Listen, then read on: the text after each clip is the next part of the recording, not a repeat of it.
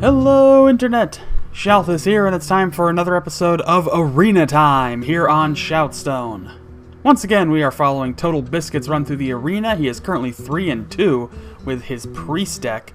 So, without any further ado, let's get into the action right now. It is Anduin versus Anduin. Mirror matchup, Totalbiscuit playing the part of Anduin the Priest versus Monarch playing the part of the other Anduin, the Priest.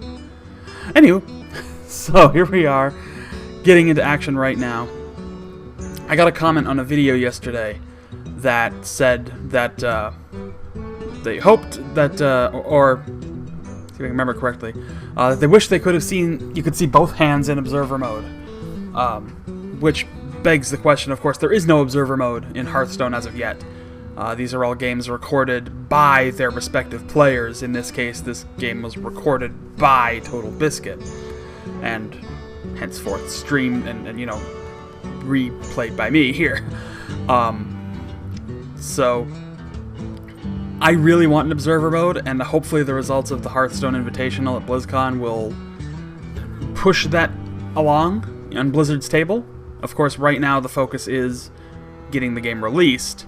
Open beta coming next month, all that good stuff. But anyway, not really a whole lot going on at this point. Thoughtsteel was played just that last turn. We've got a pint-sized summoner and a novice engineer on the field. But not a heck of a lot to say at this point. Totalbiscuit carefully calculating his next move. He is going to drop Mad Bomber. That's a very Loot Hoarder. I thought he played Mad Bomber. I know he has Mad Bomber in his hand. Mad Bomber's a very risky card to play any time, even more so when you have the majority of targets on the field. So I'm sure that Mad Bomber will hang out there for a while and just hang out for a while. Alright, but he does still have that pint-sized summoner, which is allowing him to get some minions out there much earlier, and he's going to drop a silence on that Mogushan Warden and continue to bring the pain on Monarch. Right now, however, things still early. Monarch, however, looking to get to some good board position, because Totalbiscuit, having some pretty good control, is going to drop a Holy Nova, which is going to clear the field, and he's going to start to inflict some damage. Now, you got the first card draw off of that Loot Hoarder, which died, and the second card draw off the turn being passed. So, that's the way you get some board control. Now, that was a great card advantage trade. He basically played one card for 4 in that turn there. Now is not a bad time to play Mad Bomber. Still always risky. Let's see. 1, 2, and 3. Well, unfortunately, I got the short end of the stick on that one. He is going to now play Shadow Form. Playing Shadow Form by the 5-drop point could be a little early, but maybe that little bit of difference will turn the tide of the game. We'll have to see kind of how it plays out. Yeah, Mad Bomber has done great things for me. It has done bad things for me, and it's done both, as we've seen throughout the course of the games we've cast here.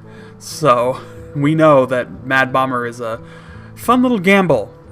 And I'm not a big fan of randomness in Hearthstone. At least, any more random than the game already is, in the sake of, I like controlled randomness.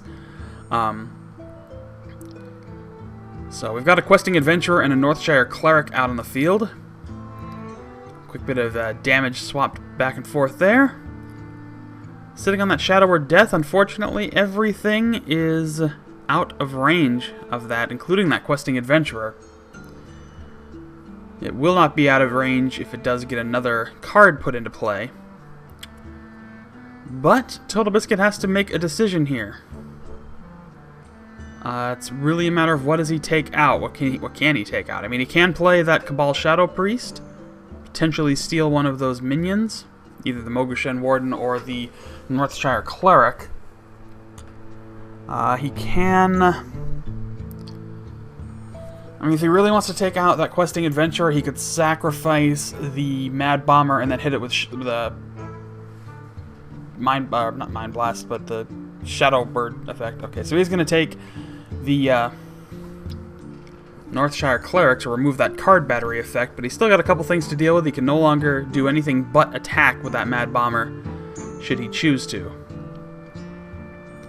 Now again, attacking into that Mogushan Warden, probably not the best trade there, considering the Mad Bomber's much more worthwhile. So he's just going to skip everything and deal damage to the hero. So, now it's up to Monarch. If he puts one more card into play, that will make that questing adventurer more let me try this again. It will make that questing adventurer vulnerable to Shadow Word Death. So, that is what he's going to do. He's going to drop that Loot Hoarder. It's going to buff him up to 5/5. He'll use that to take out the Northshire Cleric. But that will make it just enough to take it out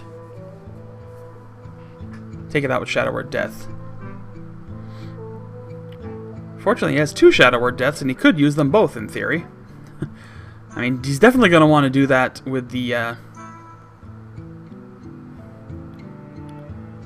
with that guy, yeah.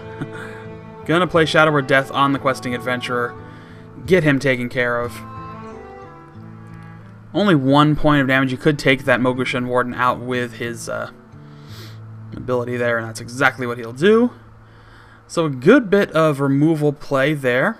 He'll also take out that pint-sized summoner, not allow it to have any effect. So all that's left out there is the Loot Hoarder.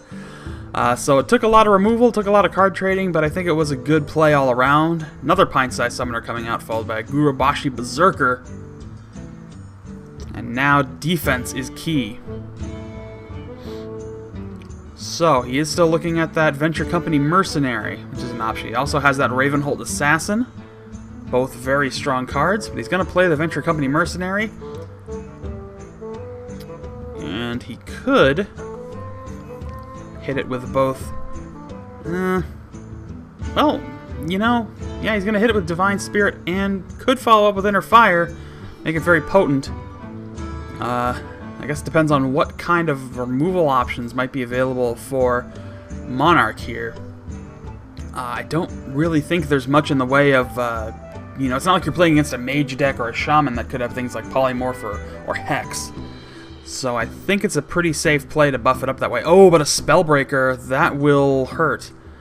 At least it does neutralize the effect of that minion to, you know, reduce the, or increase the cost of other minions, so that could be one thing. But a Venture Company Mercenary comes out for his opponent, and things are not looking good for Totalbiscuit at this point. He is going to play his last Shadow Word Death to take that other mercenary out. He's staring at 10 damage right now, not counting whatever the next top draw will be, plus whatever card the Priest player is sitting on. Could play that Silverhand Knight. We'll get that recruit, or that little guy. Alright, so he's going to use that Venture Company Mercenary to take out the Spellbreaker. Now he's only staring at 6 damage, which is still significant at this point. And I'm sure that Venture Company Mercenary will be taken out by probably the Loot Hoarder, is my guess. Get that extra card before, you know, if he's not, that's what I would do. If I wasn't happy with the decisions I'd have, I'd use that Loot Hoarder to take it out. Gonna play Shadow Madness to take the little guy and use it. Okay, well that works fine too. If he doesn't want to sacrifice his Loot Hoarder quite yet. There he goes. Alright, so not too bad. And he gets that extra bit of damage on the Gurubashi Berserker to start getting some attack in play. Pint-sized summoner now starting to deal some damage, so the challenge is still there. I don't know if Totalbiscuit has enough to deal with this threat. It certainly does not look like it at this point. He is staring at the end of game damage on the other side of that field, and I don't think he has any way to stop it.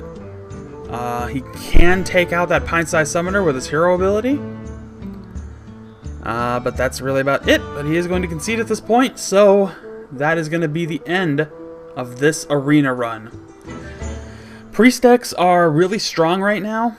Some may even stay a little overpowered, but sometimes you just don't get the cards, don't get the chances you need. But in any event, 3 wins. Let's see what kind of rewards Totalbiscuit gets for 3 wins. A pack, 25 gold, 10 dust. Typical 10-win fare. Let's see how the card pack looks. Alright, so not too bad. A good handful of cards there. But in any event, Unfortunately, a short season of Arena Time, but we're going to be coming back on Friday with the next season of Arena Time, featuring Trump, who is back in the saddle once again. It's been a while.